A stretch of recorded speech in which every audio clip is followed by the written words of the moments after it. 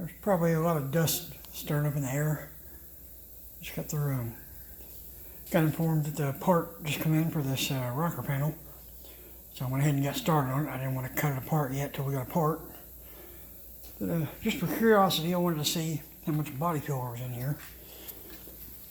And that little tool right there, I can get my camera to focus on it. Anyway, that part is about 3/8 of an inch wide, that little bit. You can see it lays down in there quite a ways. That body filler is probably a 1/2 inch thick. But,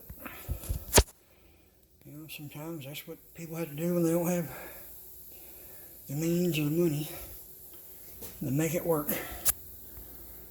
It ain't right and it don't always last, but that's what happens. Yeah.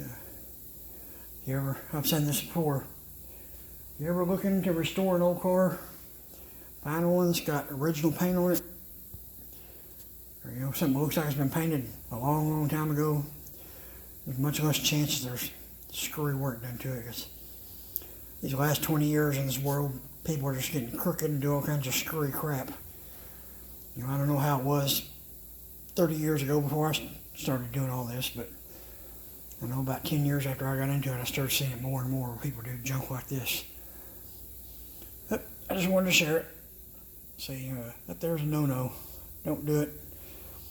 You know, if you can at all afford to, hire someone to cut it apart, put the right part on it, or get on YouTube and, you know, learn yourself how to do it.